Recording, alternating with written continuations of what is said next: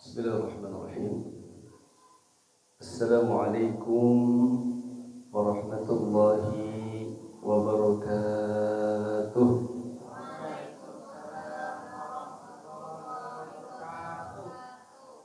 Apa kabar ayah dan bunda semua? Alhamdulillah, luar biasa. Tetap semangat, tetap bertekad, tambah hafalan 30 juz. Allahu Akbar, Masya Allah, Subhanallah, semangat semua, Masya Allah. Mudah-mudahan yang hadir dipanjangkan umurnya, amin. Dimudahkan rezekinya, diberikan kesehatan oleh Allah, doa-doanya dikabulkan, amin ya rabbal alamin. Alhamdulillahi rabbil alamin, wal 'aqibatu lil muttaqin, fala 'udwana illa 'alal zalimin. Asyhadu an la ilaha illallah wahdahu la syarika lah, syahadata sidqin, syahadatan tunajjina min khizyi yaumin azim,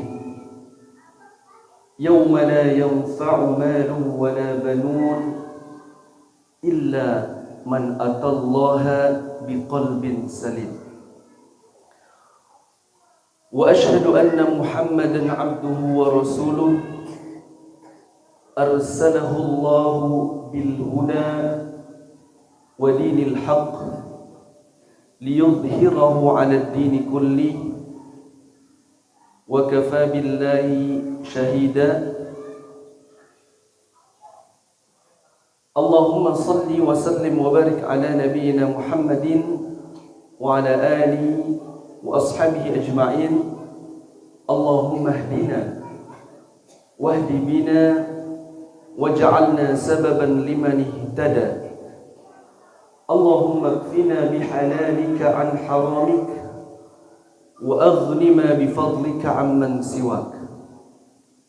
Allahumma ati nufusana taqwaha wa zakkiha anta khairu man zakkaha, anta waliyuha wa maulaha, amma ba'd. Ikhwatal iman, azani Allah wa iyyakum ajma'in. Ayah bunda semua yang dimuliakan Allah Subhanahu wa taala, marilah kita senantiasa bersyukur kepada Allah Subhanahu wa taala yang telah memberikan begitu banyak nikmatnya kepada kita. Nikmat Allah apa yang saat ini sedang dirasakan ayah bunda? Nikmat apa? Sehat. Terus apa lagi? Apa? Panjang umur. Terus apa lagi? Nikmat iman, nikmat Islam. Apa lagi? Ada nih satu nikmat nih yang mungkin kalau dirupiahkan harganya mahal sekali. Apa? Apa? Nikmat ilmu. Apa? Yang saat ini bisa dirupiahkan. Saat ini kita sedang menikmati apa? Apa? Nikmat diberikan oksigen. Bayang waktu zaman Covid kemarin ya, harga satu tabung oksigen luar biasa. Tapi Allah Subhanahu wa taala memberikan itu secara gratis kepada kita. Ya. Maka kewajiban kita untuk selalu bersyukur kepada Allah dengan ucapan alhamdulillah.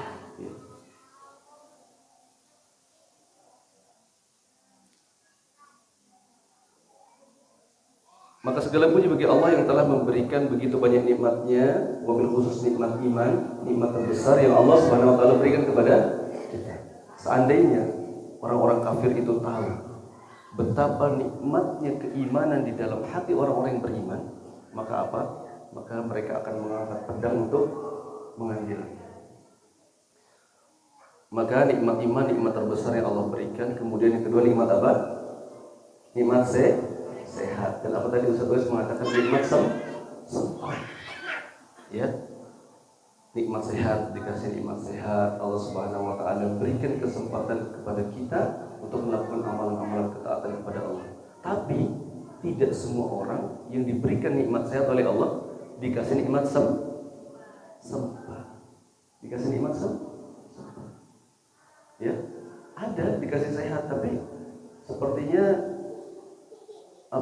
selalu sibuk gitu ya, tidak ada waktu luang untuk untuk hadir ke majelis-majelis ilmu. Padahal pada saat kita hadir ke majelis ilmu, apa keutamanya? Ayah bunda, apa kata Rasulullah? Man salaka, barang siapa yang menempuh suatu jalan, berjalan kaki dari rumahnya, ya, menempuh satu jalan, yaltamisu fihi ilman, niat di dalam hatinya untuk menuntut ilmu, sahalallahu lahu bihi thariqan ilal jannah, maka Allah akan mudahkan jalan baginya menuju ke surga. Bayangkan ada orang, ya, yang dia melakukan banyak amal kebaikan tapi belum tentu dimudahkan jalan menuju ke surga. Tapi orang yang hadir ke majelis ilmu, itu Allah mudahkan jalan baginya ke surga. Maka sering-seringlah hadir ke majelis-majelis ilmu supaya jalan kita semakin dimudahkan menuju ke surga. Bahkan di hadis lain dikatakan oleh Rasulullah, man yuridillahu bihi khairan yufaqihu fiddin. Siapa, kata Rasulullah, seorang hamba yang Allah Subhanahu wa taala kehendaki kebaikan terjadi pada dirinya, man yuridillahu bihi khairan yufaqihu fiddin, maka Allah akan fahamkan dia di dalam urusan agamanya. Subhanallah. Ayah dan bunda semua yang dimuliakan Allah Subhanahu wa taala, ya, bahkan di dalam satu hadis itu diriwayatkan majtama'a qaumun, tidaklah berkumpul sekelompok orang fi baitin min buyutillah, di rumah dari rumah-rumah Allah. Apa yang mereka lakukan? Yatsluna kitaballah. Apa yatslun? Mereka tadi? Ngapain, Bu? Baca Al-Qur'an. Wa yatadarasunahu bainahum. Lalu apa yang mereka lakukan? Mereka mempelajari apa yang ada di dalamnya.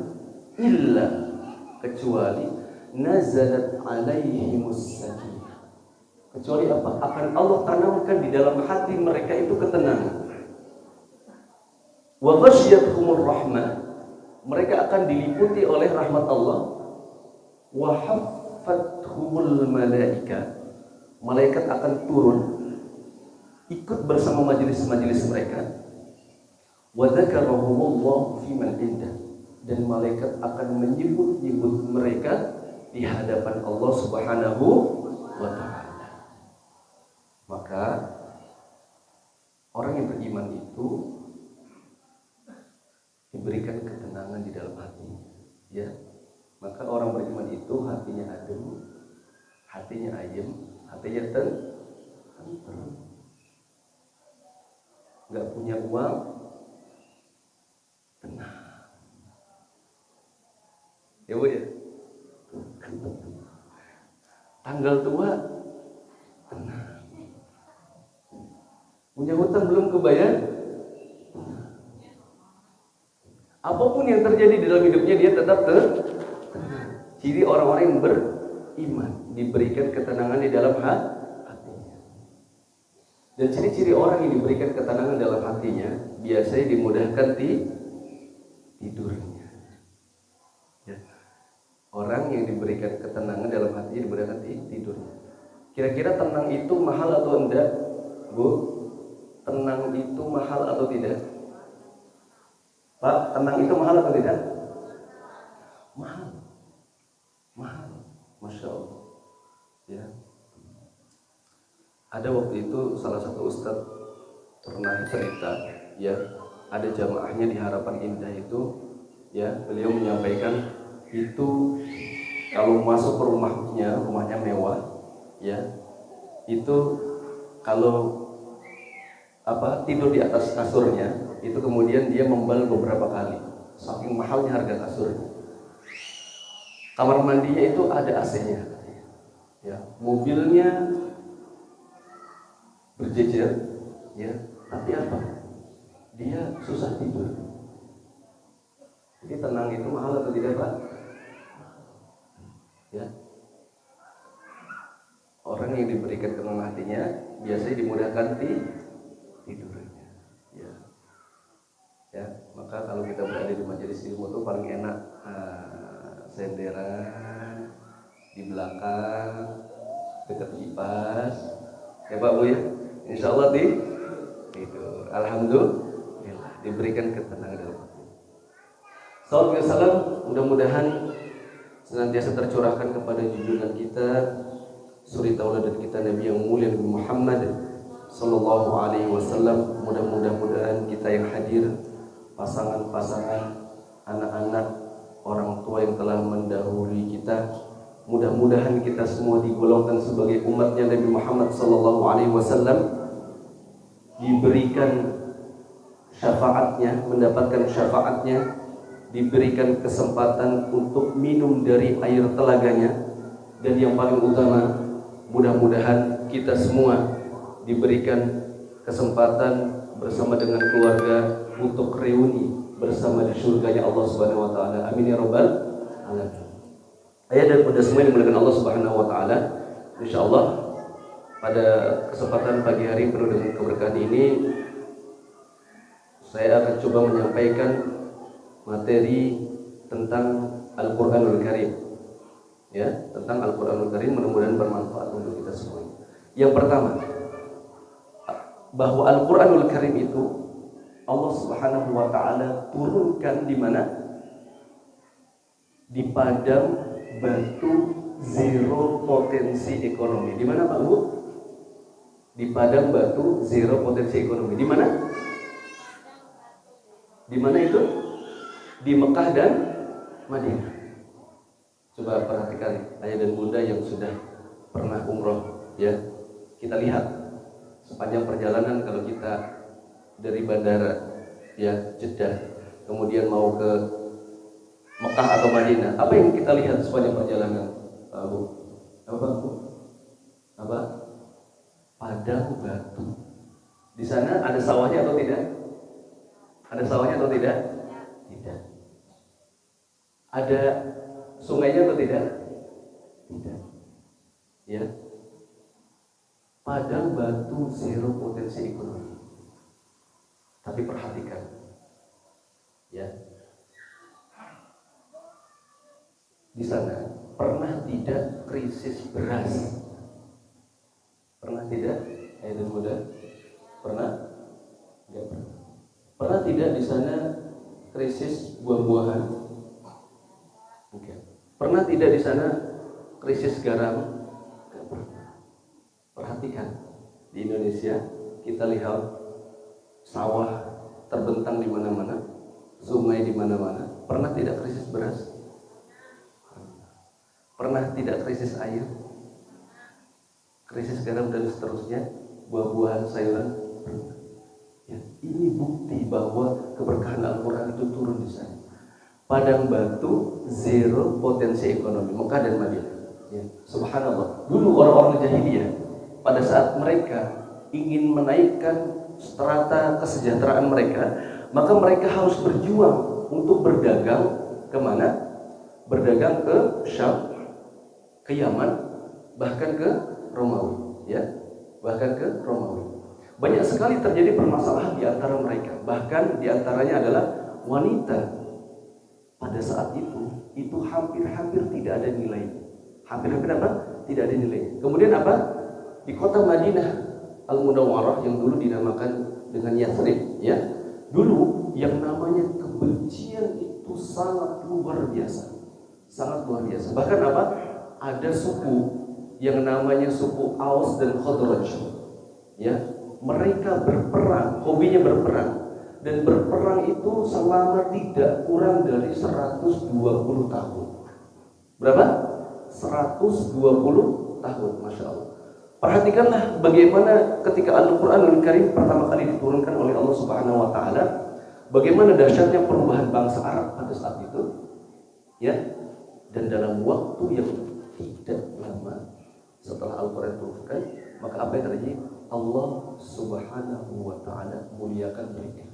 Allah muliakan mereka, ya. Yang ada peperangan, yang ada permusuhan, kemudian diturunkan Al-Quran apa? Allah memuliakan mereka. Maka ayah dan bunda semua yang dimuliakan Allah Subhanahu wa taala, Al-Quran di antara fungsinya pada saat Allah Subhanahu wa taala menurunkan Al-Quran adalah apa?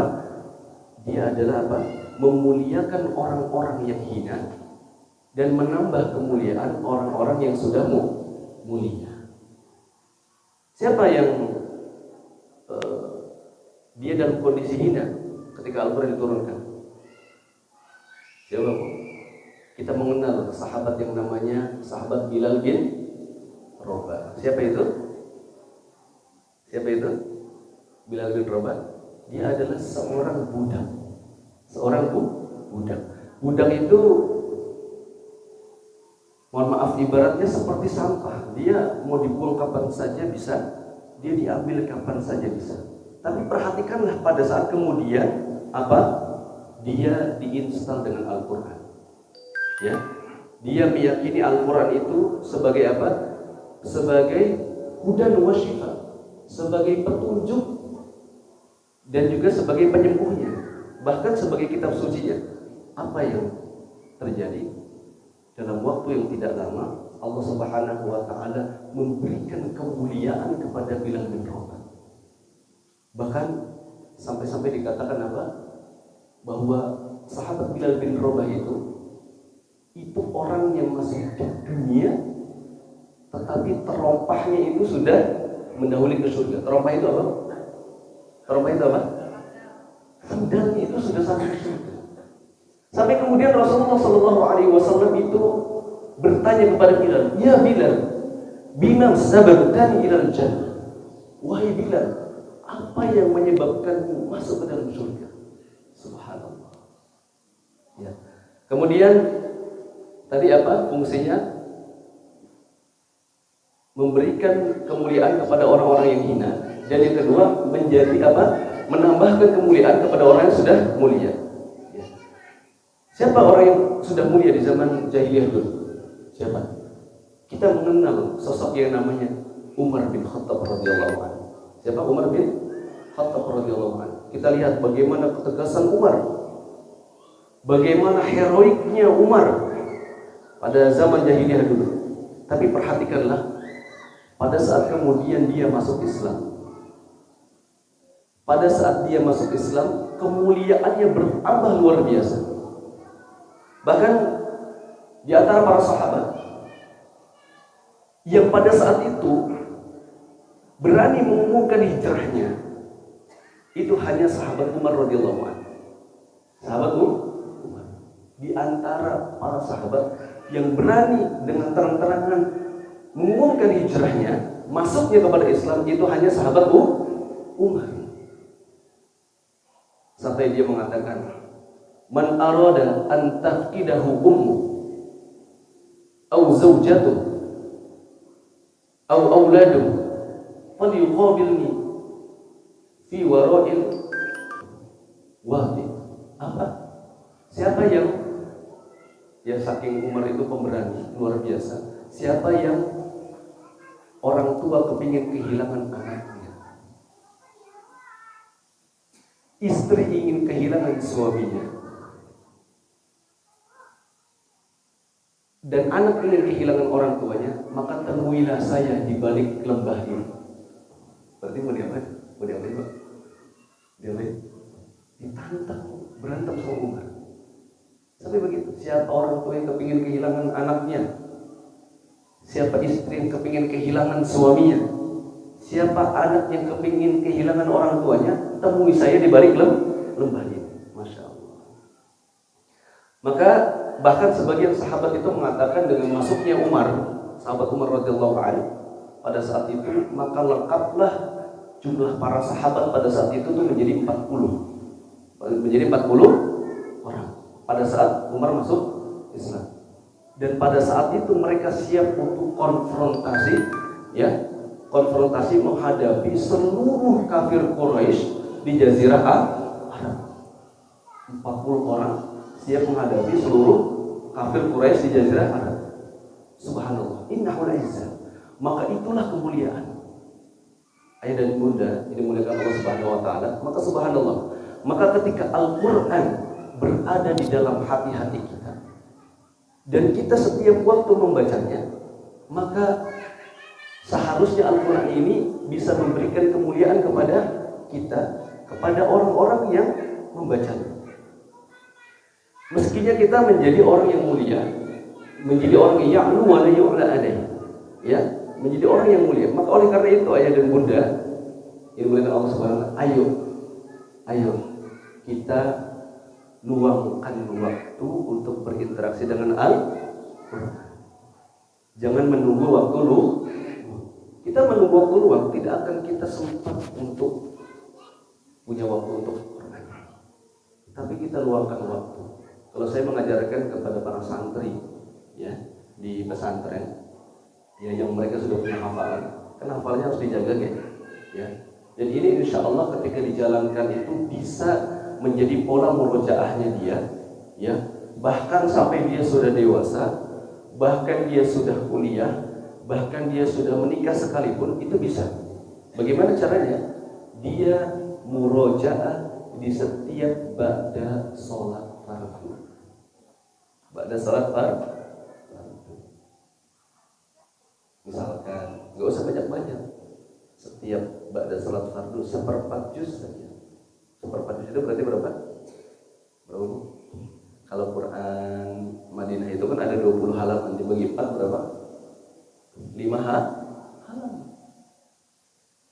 Dia murojaah subuh, kemudian ya ba'da zuhur murojaah lagi, pada asar murojaah. Dan itu bisa dilakukan hatta sampai setelah dia menikah sekalipun, punya anak. Bisa enggak? Bisa enggak, Pak? Kalau meluangkan waktu 15-30 menit setiap habis sholat, bisa atau tidak? Bisa. Sholatnya tapi harus di masjid berjamaah, ya. Nah, jadi apa? Al-Quran ini bisa memberikan kemuliaan kepada orang yang berinteraksi dengan Al-Quran. Maka ayo, ya, luangkan waktu untuk Al-Quran. Jangan menunggu waktu untuk Al-Quran. Kenapa? Karena innahul izzah. Maka Al-Quran ini akan memberikan kemuliaan kepada orang yang membacanya, orang yang interaksi.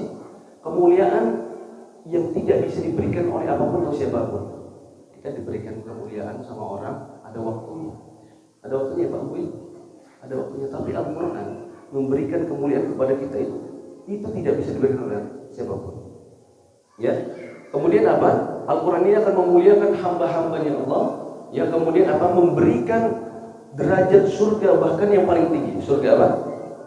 Surga apa? Surga Firdaus. Ya. Orang yang membaca Quran. Ya.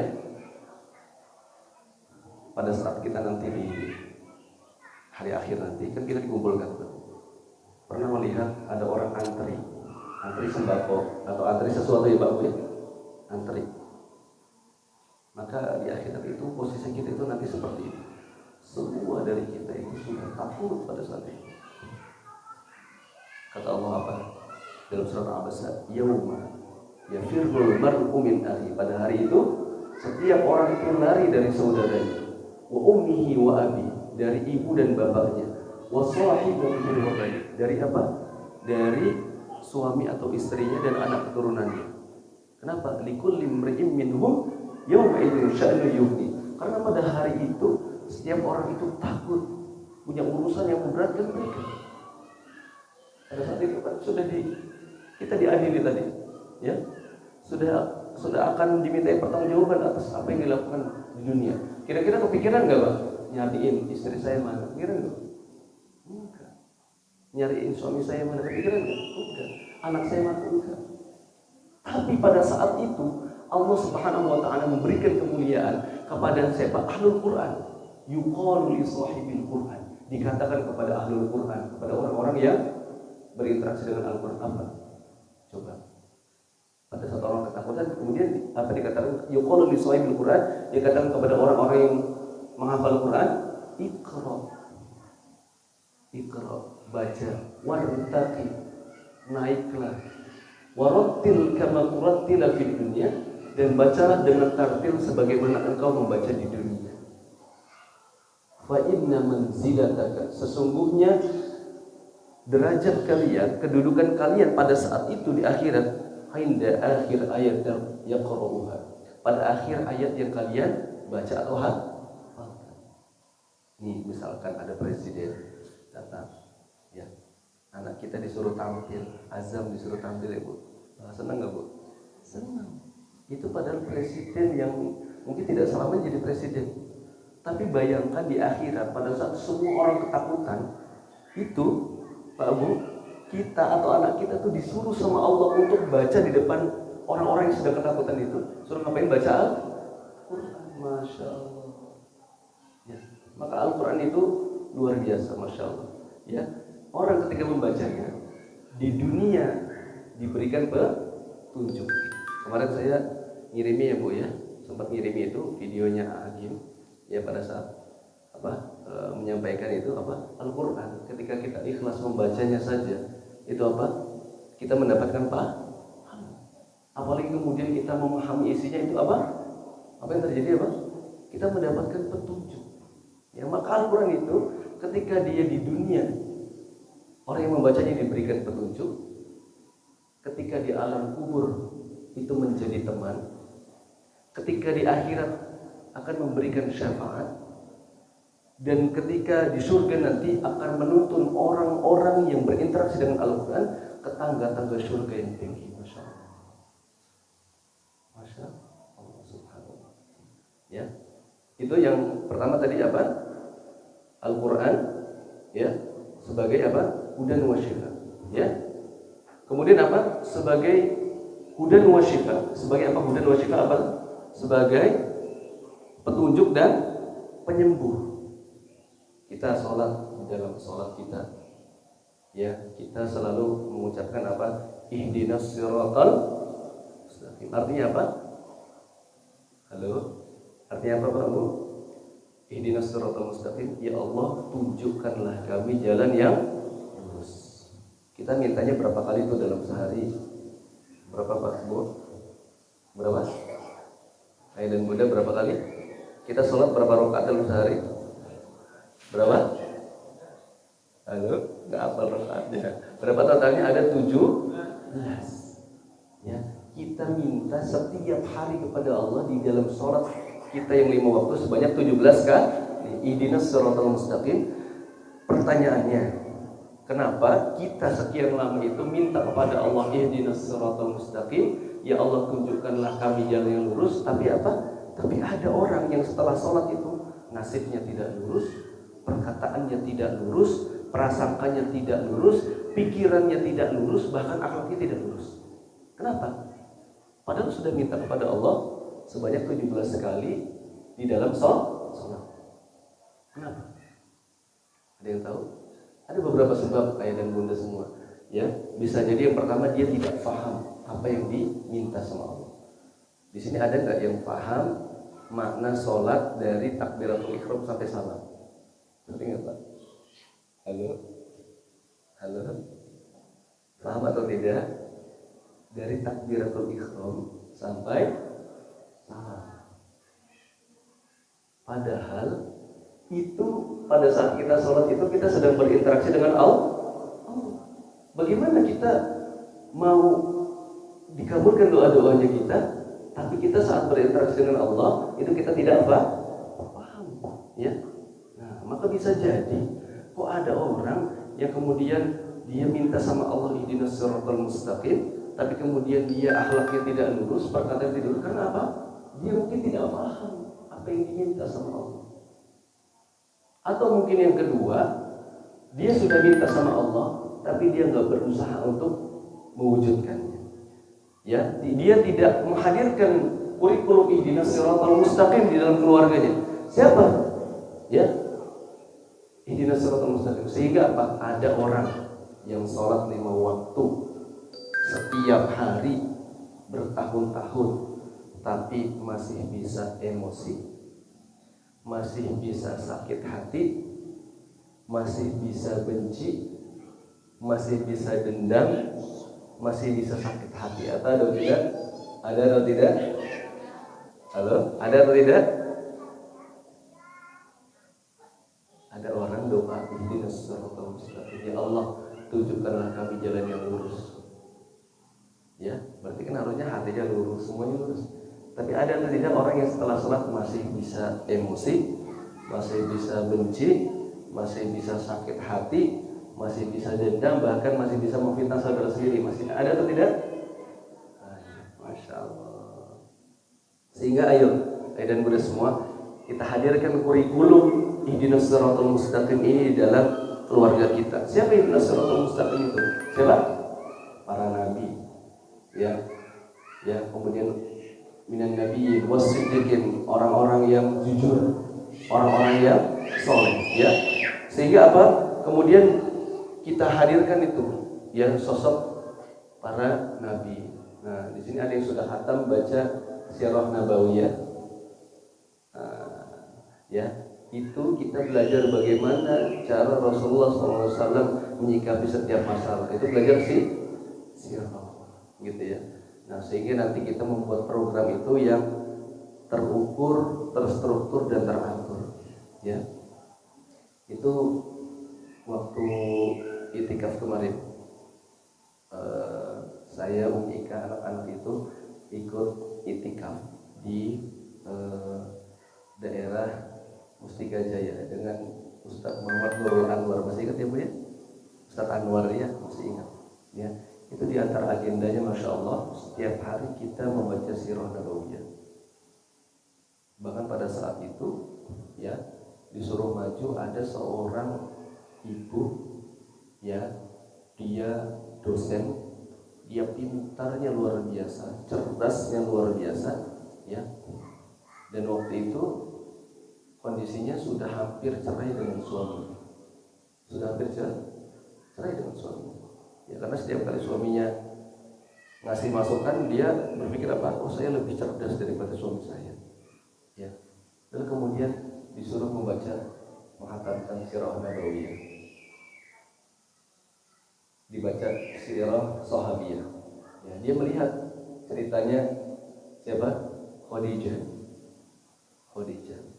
Ya, Khadijah itu Masya Allah ya, istri yang Masya Allah, ya, kaya, cerdas, luar biasa. Tapi pada saat dia, ya, menjadi istri Rasulullah SAW, ya, apa yang terjadi? Dia patuh kepada Rasulullah SAW.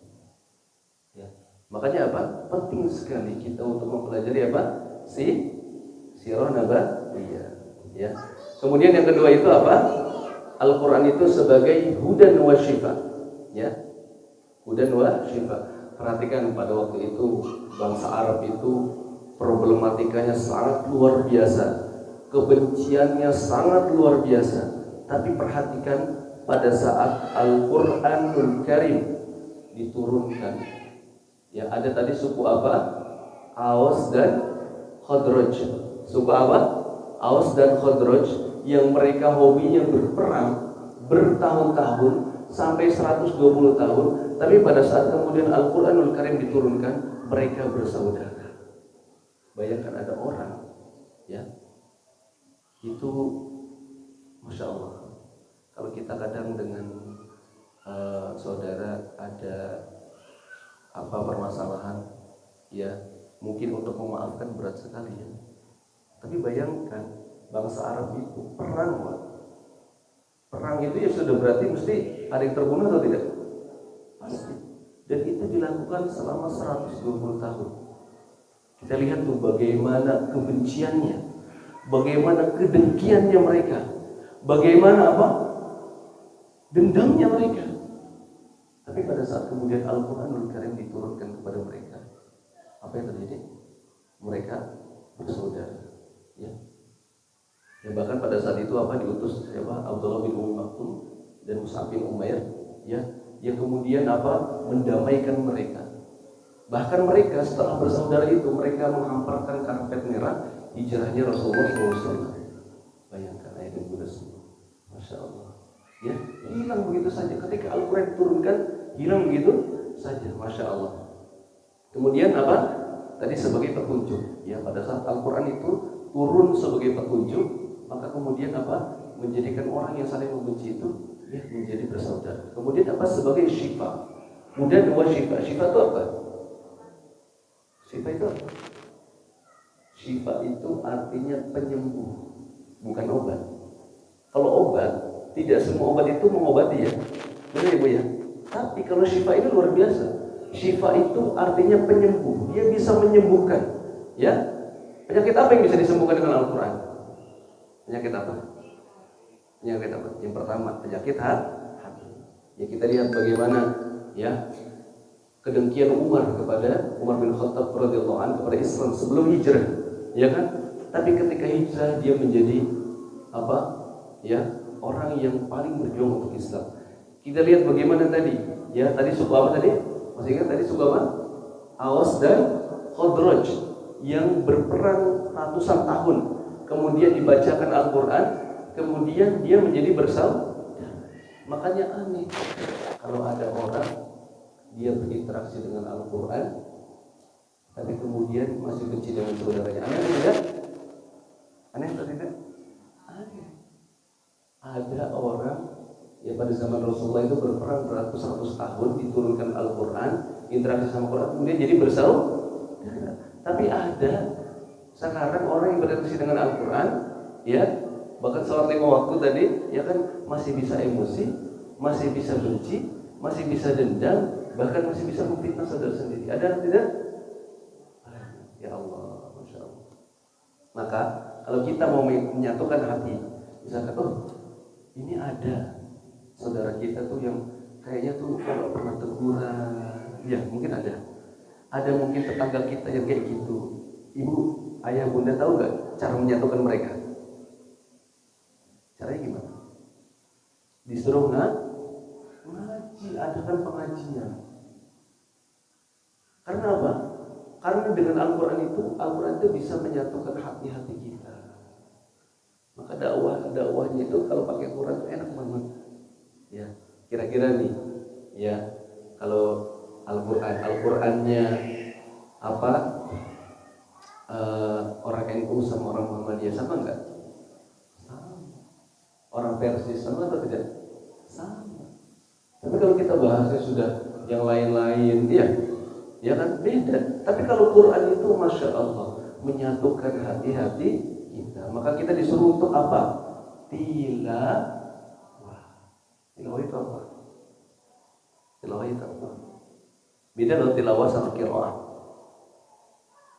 Tilawah itu apa? Kalau ulama mengatakan tilawah itu kita membaca itu, kemudian kita pahami makna dan tujuannya. Itu namanya tilawah. Kalau baca itu read itu namanya itu qiraah. Kalau tilawah itu apa? Itu difahami makna dan tujuannya. Oh ini apa namanya, kita disuruh kemudian apa, beriman kepada Allah, kita beriman. Disuruh sedekah, kita sedekah. Itu namanya tilawah. Masya Allah. Dan mudah semua yang Allah Subhanahu Wa Taala. Maka kita ya sebelum dan setelah kita tilawatil Quran, kita minta sama Allah. Minta apa? Supaya Al-Quran yang kita baca itu menjadi hudan wa syifa. Menjadi apa? Petunjuk dan penyembuh. Gitu ya. Ya. Tadi buktinya apa? Apa tadi? Ada suku Aus, Khazraj, perang 120 tahun bisa bersaudara. Masya Allah. Kemudian yang kedua, ya penyakit apa tadi? Pertama penyakit hati, ya. Maka tadi seharusnya ini kalau Quran itu kita yakini, seharusnya Quran itu bisa menyembuhkan penyakit hati kita. Ada orang tadi sampai 120 tahun berperang bisa, ya seharusnya kita jauh lebih bisa untuk ya mensucikan hati kita dengan Quran ini. Kemudian yang kedua apa? Penyakit fisik. Ini saya mau cerita, ini menarik banget ini. Masya Allah. Kata Allah, wa nunazzilu minal Qur'an ma huwa syifa wa rahmatun lil mu'minin. Kami turunkan Al-Qur'anul Karim ma huwa syifa. Apa? Dia menjadi apa? Penyembuh. Ya. Itu saya sering dapat cerita ini dari Ustaz Anwar. Masya Allah, beliau ini praktisi ya, dan beliau itu punya keyakinan yang luar biasa. Ada waktu itu tuh di rumah sakit medis tertebet itu, ada di antara pasiennya gitu ya, yang dia itu darahnya tuh ngalir terus. Ada ibu ya orang gitu ya, sakit ada ya, darahnya tuh ngalir terus, ya. Kemudian apa? Kemudian medis itu sudah give up, sudah angkat tangan, ya. Kemudian telepon ke beliau, Ustaz, ini bisa nggak disembuhkan nih penyakit yang kayak gini? Beliau bilang apa? Insya Allah bisa dengan izin Allah. Insya Allah bisa dengan izin Allah. Karena beliau punya keyakinan itu. Lalu apa? Beliau sama timnya berangkat kemana? Ke medis tersebut itu. Dibacakan surat Al-Baqarah. Dibacakan surat Al-Baqarah. Pada saat sampai di akhir ayat Al-Baqarah, apa akhir ayat Al-Baqarah bunyinya? Hah? Apa? Itu yang terakhir itu kan? Wansurna 'alal qaumil, itu berhenti darahnya. Berhenti darahnya. Padahal tadinya itu setiap dia disuplai 1 liter darah, keluar 1 liter.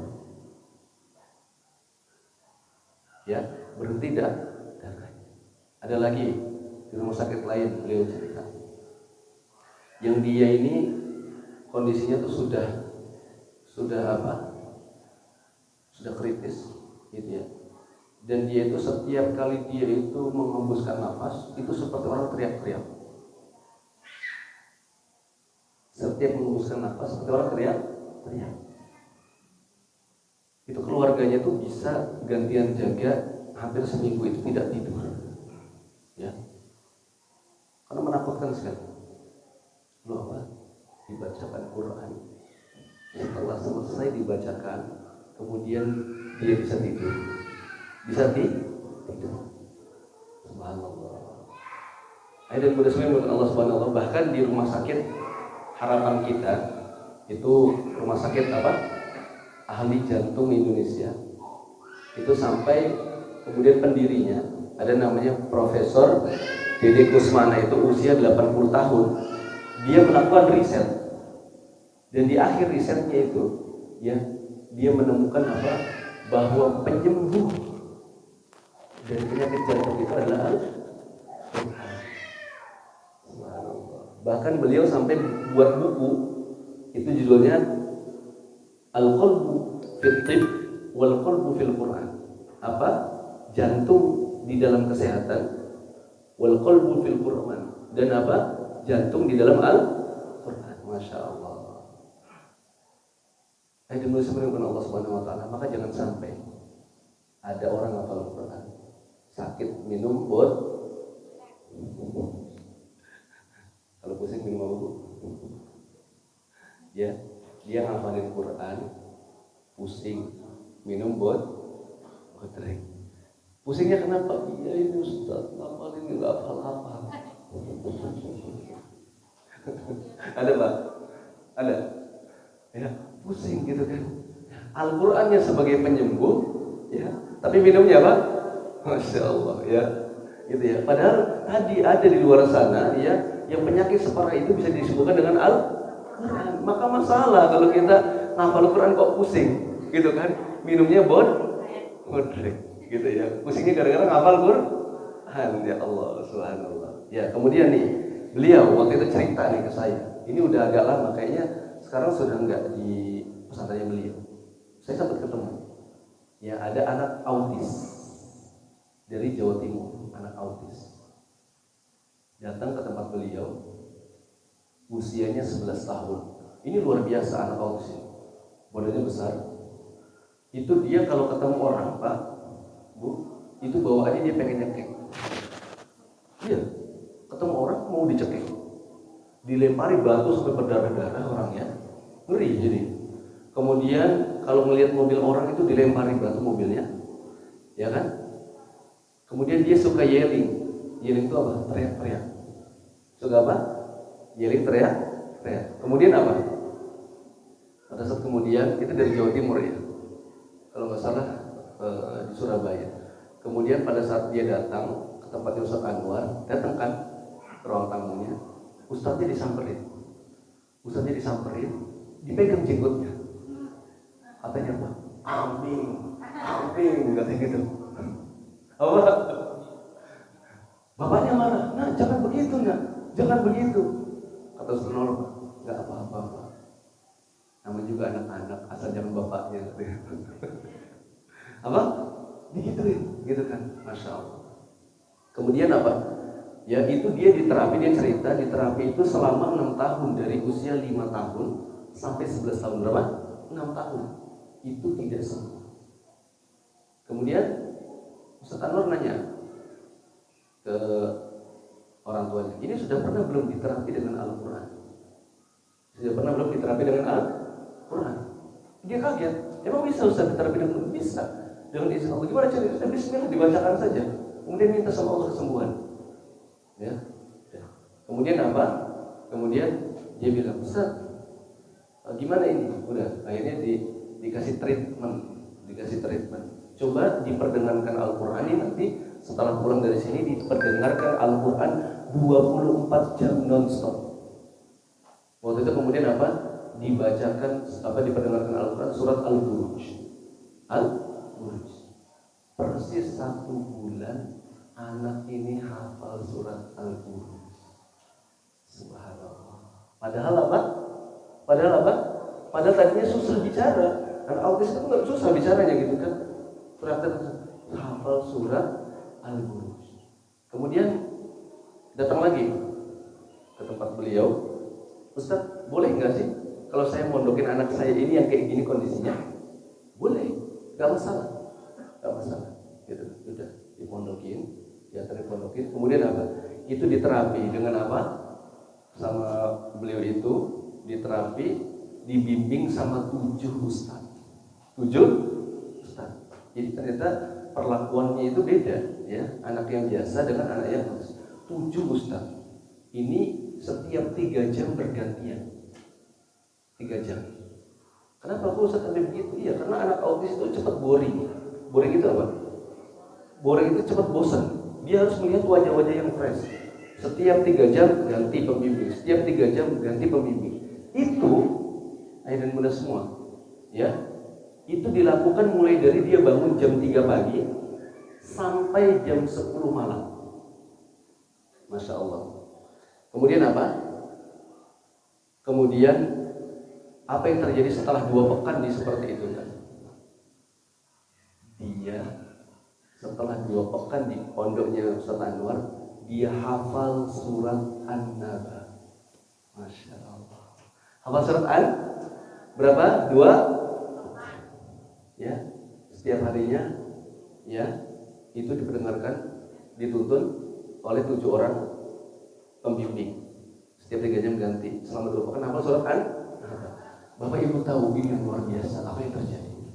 Setelah dia hafal surat An-Naba, dia minta ke ustadznya, Ustadz, saya boleh pinjam HP-nya?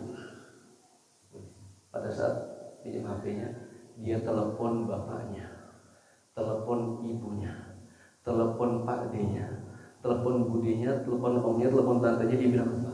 Pak, Bu, Pak D, Bude, Om, Tante, percuma kalian kuliah tinggi-tinggi kalau kalian tidak hafal Quran, karena kalian tidak bisa memberikan mahkota di kepala kedua orang tua kalian di hari kiamat nanti. Itu anak autis. Allah, anak autis. Masya Allah. Kemudian apa? Setelah 3 bulan, itu kan tadi pas 2 pekan ya, hafal surat An-Naba. Kemudian dia telepon begitu. Setelah itu pas 1 bulan, dia hafal 1 juz. Dan setelah hafal 1 juz, dia bisa qiyamul lail setiap malamnya 1 juz. Ibu-ibu ada yang udah pernah diimami sama Bapak Imam 1 hari 1 juz? Ada yang udah pernah, Bu? Ini anak autis. Setiap hari setelah 1 bulan hafal 1 juz, dia qiyamul lail setiap harinya 1 juz. Masya Allah. Kemudian apa? Gara-gara dia kakak-kakaknya hafal Quran. Allah. Jadi jalan hidayah buat keluarga. Gara-gara dia, ya karena tadi bapak ibunya itu kan pejabat di Kementerian Agama Jawa Timur. Ya, gara-gara dia Ustaz Anwar diundang ke kementerian, disuruh ngisi pelatihan guru agama se-Jawa Timur di Surabaya. Kakak-kakaknya kemudian apa, kuliah ke luar negeri, kemudian apa, nyambung. Kemudian apa, sampai kemudian Ustaz Anwar itu menangani apa, itu konsulat-konsulat di luar negeri, orang konsultasi keluarga dan seterusnya. Subhanallah. Dan anak ini saat ini ya dia menjadi pembimbing di salah satu pesantren di Jawa Timur. Itu kalau ayah dan bunda ketemu itu kayaknya nggak percaya kalau anak ini pernah habis. Masya Allah. Itulah Al-Quran Hudan wa Shifa. Kemudian apa? Saya waktu itu pernah ketemu, Ustaz Yudi juga kenal. Beliau juga pernah silaturahim ke pesantren di Karanganyar, namanya Pak Surya. Nah, sama istri. Beliau ini orang seberang, orang Palembang. Kalau saat ini ayah dan bunda tuh ketemu beliau sepertinya nggak percaya dulu beliau seperti apa. Beliau GM di salah satu perusahaan besar namanya Kansai-pen. Kansai-pen tahu? Perusahaan cat Jepang. Nah, beliau dulu kasarnya kepada istrinya luar biasa. Kasarnya, bawaannya kasar dan seterusnya. Kemudian setelah ngaji dengan Ustaz Anwar diinstal Al-Quran, saat ini beliau lembutnya luar biasa kepada keluarganya. Ya, bahkan apa? Saat ini beliau, ya karena posisi sebagai GM salah satu pimpinan perusahaan, ya itu perusahaan umumnya bukan pesantren. Akhirnya beliau membuat kebijakan apa? Siapapun yang mau masuk ke perusahaan ini, dia harus bisa baca Quran. Masya Allah. Dia harus bisa baca Quran. Allah. Kemudian ada lagi nih ceritanya. Ya, ini yang lebih besar. Kalau tadi keluarga ya. Ini apa? Beliau cerita. Ada perusahaan besar, perusahaan ekspor impor teri di Surabaya. Perusahaan besar. Dia karyawannya 1000. Berapa karyawannya? 1000. Dan dia punya hutang 300 miliar. Waktu itu Ustaz Anwar diminta beliau untuk apa? Membersamai, membimbing. Itu beliau menjadi konsultan terakhir. Jadi berarti sudah minta sebelumnya ya. Berarti sudah ada sebelum beliau ya. Dan itu sudah give up semua, sudah angkat tangan. Ya karena hutangnya banyak 300 miliar. Menjadi konsultan terakhir sebelum perusahaannya dipilotkan. Pilot itu apa? Bangkrut sebelum perusahaan ditutup. Beliau punya keyakinan begini, masa iya ada 1000 orang tidak satu pun doanya diijabah oleh Allah. Ada 1000 orang tidak satu pun doanya diijabah Allah. Lalu apa yang beliau kumpul 1000 orang itu, ayo kita kumpul, kita ngaji, kita sholat, kita minta sama Allah. Masa ya Allah tidak dikabulkan? Jadi apa? Jadi pada saat beliau jadi konsultannya itu semua karyawannya 1000 itu dibuat manajemen perusahaan itu seperti pesantren, perusahaan produksi PT.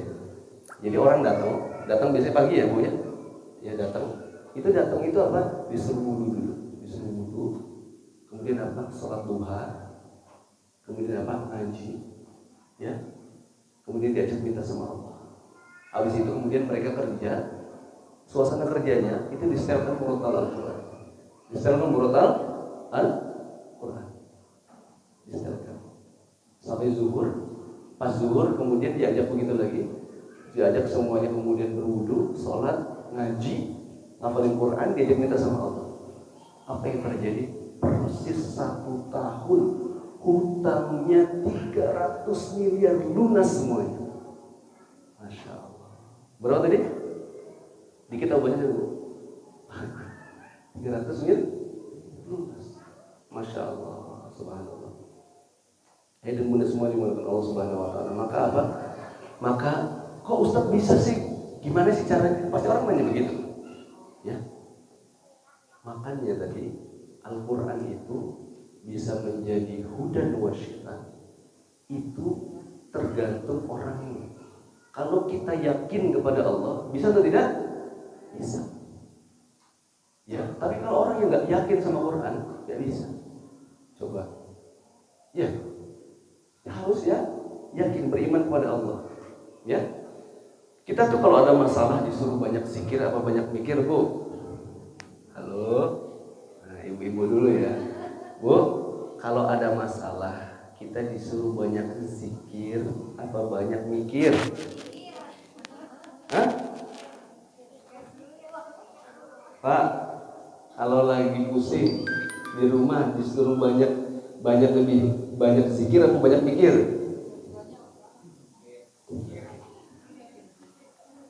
Padahal iman, kita kan disuruh beriman ya. Iman itu apa? Iman itu apa? Definisinya iman apa? Iman itu apa? Al-imanu yaqinu bil qalbi, meyakini di dalam hati, wa yadhkuru bil lisan, diucapkan dengan lisan, wa ya'malu bil arkan, dan apa diamalkan dengan perbuatan. Ada nggak di situ disuruh mikir? Iman disuruh mikir, ada nggak? Nggak ada. Cuma apa melibatkan hati, lisan sama anggota badan. Nggak ada disuruh mikir. Ada nggak sih ayat perintah untuk banyak mikir? Ada nggak? Perintah kalau ada masalah suruh banyak mikir. Ada? Kata Allah, ya ayyuhalladzina amanu dzkurullah dzikran katsira. Ya wahai orang-orang yang beriman, ingatlah Allah dengan apa? Zikir yang banyak. Kalau mau mikir silahkan, dan pastikan mikirnya kita itu apa? Mikirnya kita itu apa? Menjadikan kita semakin dekat sama Allah. Biasanya kita kalau ada masalah mikir jadi semakin dekat apa enggak? Halo? Kita kalau ada masalah mikir jadikan kita semakin dekat sama Allah apa enggak? Kata Allah apa? Alladzina yadhkurunallaha qiyaman wa qu'udan. Orang-orang yang mengingat Allah dalam kondisi apa? Qiyaman, berdiri, wa qu'udan, duduk, wa 'ala junubihim, kemudian dalam kondisi tidur. Wa yatafakkarun fi khalqis sama. Mereka apa? Bertafakur, mikirnya bertafakur. Oh, ini ciptaan Allah. Kita gitu enggak? Halo? Ada masalah? Ya. Nah, maka apa? Ya, maaf nih ibu ya. Jadi kalau lagi banyak masalah disuruh banyak zikir. Jangan banyak nih. Perintahnya suruh zikir apa mikir? Aneh ya, disuruh zikir biar tenang, tapi kita mikir jadi bener? Betul tidak? Iya. Ada masalah dipikir, jadi pusing, akhirnya migrain, ya. Jadi sakit. Padahal disuruhnya apa? Zikir, subhanallah, ya. Ya, maka apa? Ketika kita mikir itu banyak hal-hal yang kita khawatirkan. Ya. Kalau beliau itu sering menyampaikan apa? Seringkali kita mengkhawatirkan hal-hal yang belum tentu terjadi. Betul tidak? Betul tidak? Jangan-jangan kayak gini. Gitu ya. Jangan-jangan gini sih, gitu kan? Ya. Tapi kita tidak khawatir dengan hal-hal yang sudah pasti terjadi dalam hidup kita. Apa itu? Mati kan? Pasti kan?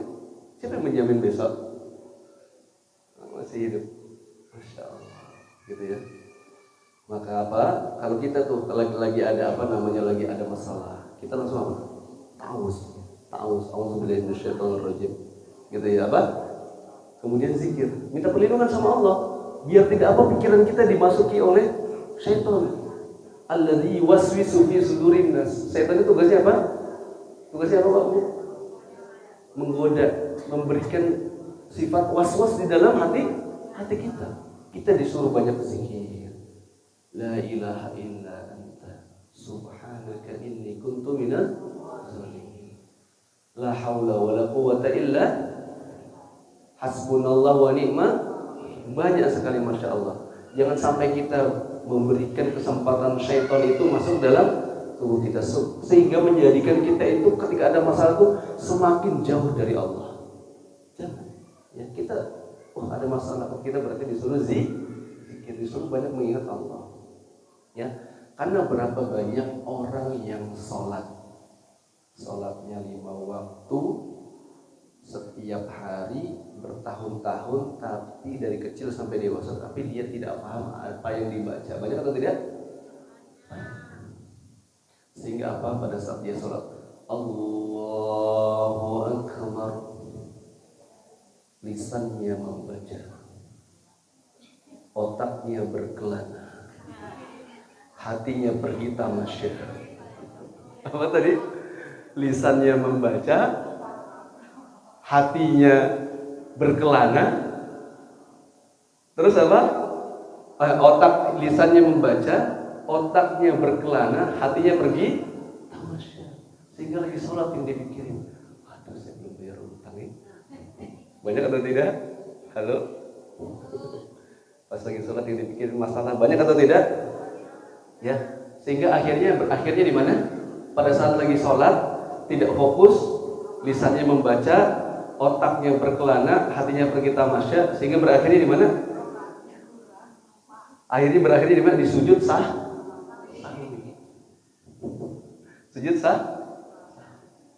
ya, sampai itu lupa rakaatnya. Jadi orang idealnya sujud sahwi itu sebulan, setahun sekali. Sebulan atau setahun sekali. Ya. Tapi ini apa? Hampir setiap hari. Masya Allah. Maka ya, saya pesankan kepada orang tua, suami yang sudah akil balik, ya Bu, ya Pak, itu kalau sholat fardu, sholatnya di mana? Masjid. Ibu ya, ini buat ibu-ibu yang suami sudah akil balik. Ya, jadi apa? Suruh kalau sholat di masjid. Biar apa? Tidak sering berkelana itu kalau lagi sholat. Pikirannya ya enggak? Khusyuk. Karena apa? Karena bahasa Arab dengan bahasa Indonesia itu beda atau tidak? Beda atau tidak? Beda. Ini kita baca Quran nih. Kita pakai bahasa Indonesia. Makan. Artinya apa? Artinya apa? Pak? Makan. Artinya apa? Makan. Bahasa Indonesia. Atau K-nya dipanjang. Makan. Artinya apa? Makan. Coba bahasa Arab. Mator artinya apa? Mator artinya apa? Mator itu artinya hujan. Tapi kalau mator artinya apa? Bandara. Jauh kan? Coba yang satu artinya hujan, itu artinya apa Pak? Bandara, airport. Mator artinya apa? Hujan. Kalau mator artinya apa? Airport, bandara. Ya, berubahnya luar biasa. Sehingga kalau ada orang nih, kita baca surat An-Naba. Apa ayat pertama An-Naba?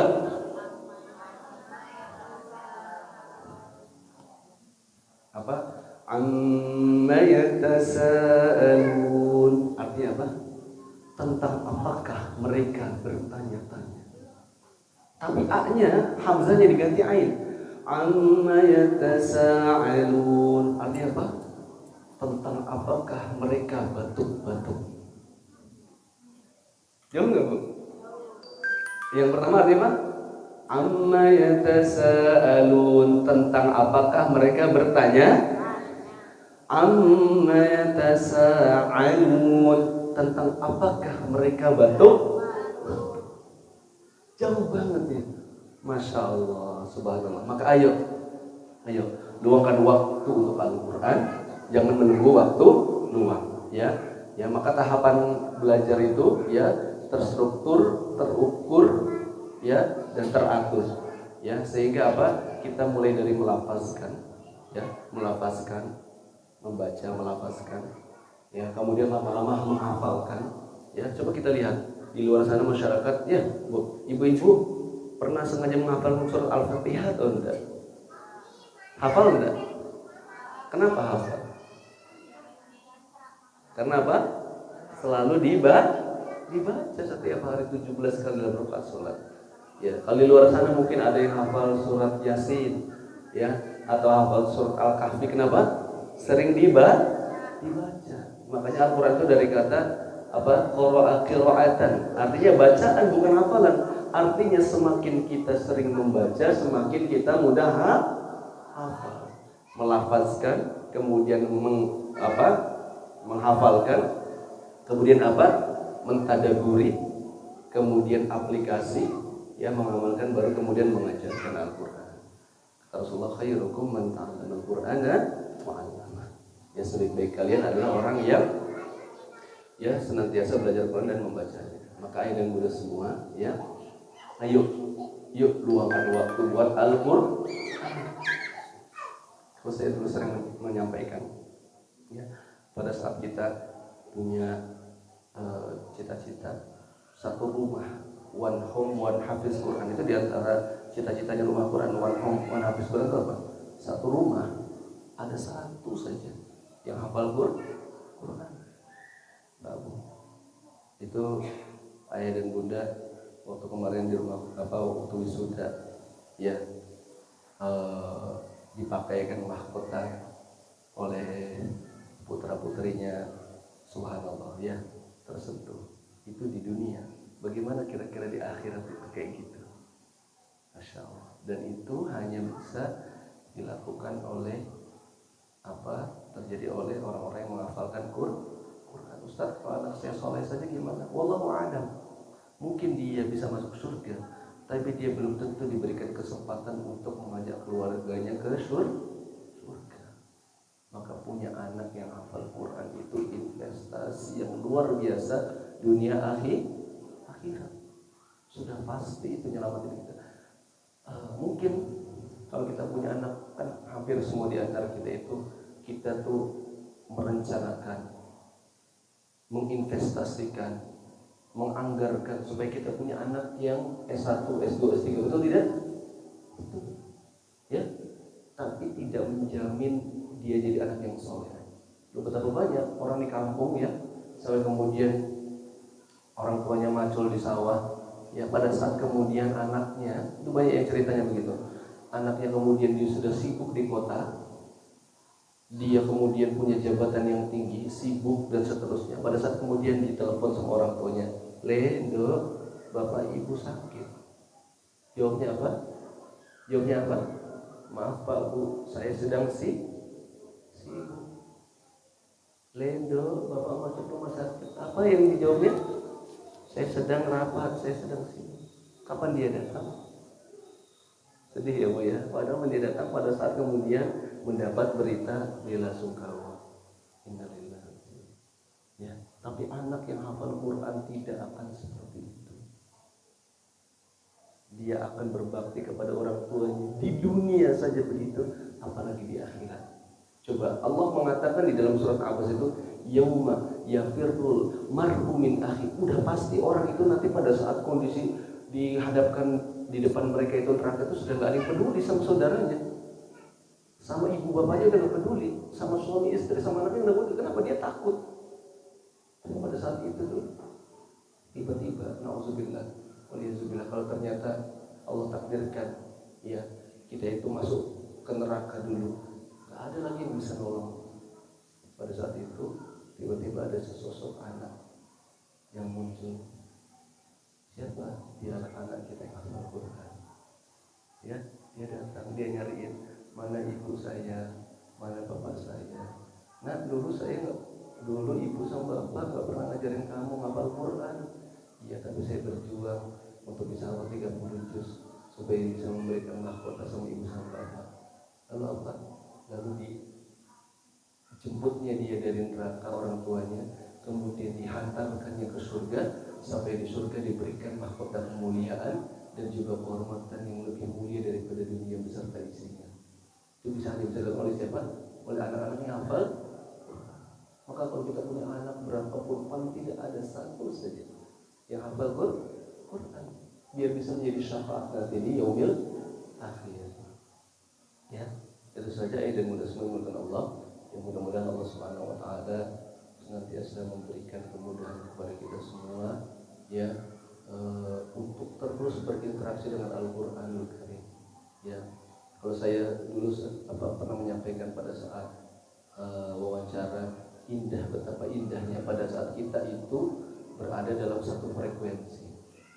Ya Pak Bu, coba ayah dan bunda kalau semuanya kita ngafalin Quran nih, lagi pergi di mobil, bisa nggak? Bisa. Adinya ayat 1 apa? Amma yatasaalun. Bundanya ayat 2. Anin naba'il azim. Ayat ketiga anaknya. Alladzi hum fihi mukhtalifun. Anaknya lagi yang satu lagi. Kalla saya'lamun. Indah banget. Gitu ya. Dimanapun bisa. Dan itu menjadi, mudah-mudahan menjadi sebab kita bisa reuni bersama di surga. Orang bisa reuni itu syaratnya apa sih Pak? Bu? Orang bisa reuni itu syaratnya apa? Ada sesuatu yang pernah dilakukan bersama. Ibu sama bapak, saya pernah nanyakan dulu, bisa nggak sih SMA-nya reunian? Nggak bisa, nggak pernah belajar bareng. Emang ada di sini yang dari sekolah SMP, SMA, sekelas terus nikah ada? Ada. Ya. Tapi kan jarang, ada tapi jarang. Rata-rata gitu kan, tapi nggak bisa gitu kan. Nah maka syaratnya orang bisa reuni apa? Ada sesuatu yang pernah dilakukan bersama. Maka yuk kita interaksi dengan Quran, agendakan. Itu indah banget Pak Bu. Saya tuh ingat tuh, dan itu saat-saat yang saya rindukan, ya, bisa itikaf bersama keluarga. Dan di situ tuh di tempatnya Ustaz Anwar tuh ada satu agenda yang luar biasa. Selain kajian-kajian keluarga, itu di setiap sore kita dikumpulkan. Setiap sore itu dikumpulkan. Ada suaminya, ada istrinya, ada anak-anaknya, disuruh ngapain? Disuruh saling menasehati, disuruh saling minta maaf, disuruh saling memaafkan satu sama lain. Kemudian apa? Disuruh buat agenda dalam 1 tahun ke depan itu kita mau ngapain aja.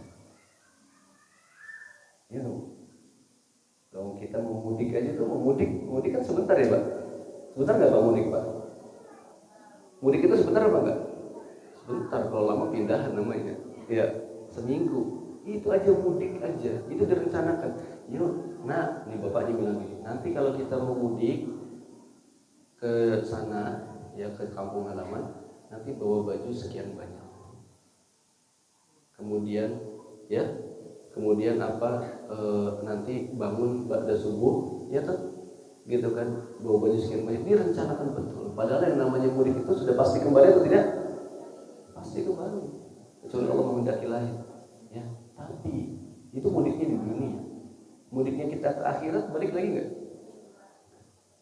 Tapi pernahkah kita merencanakan mudiknya kita ke akhirat persis seperti di dunia? Tak pernah. Terus gimana kalau kita punya mimpi pengen reuni di surga? Nah, maka ayo ya kita rencanakan keluarga kita ya diinstal dengan Al-Qur'anul Karim ya, supaya hatinya tetap ya bersatu, tetap, dan mudah-mudahan dengan itu menjadi wasilah kita bisa reuni bersama dengan keluarga di surga. Amin ya rabbal alamin. Itu saja yang saya sampaikan pada kesempatan pagi hari penuh dengan keberkahan ini. Kita tutup dengan baca hamdalah dan doa majelis. Alhamdulillahi rabbil alamin. Subhanakallahumma wa bihamdika asyhadu an la ilaha illa anta astaghfiruka wa atubu ilaik. Assalamualaikum warahmatullahi wabarakatuh.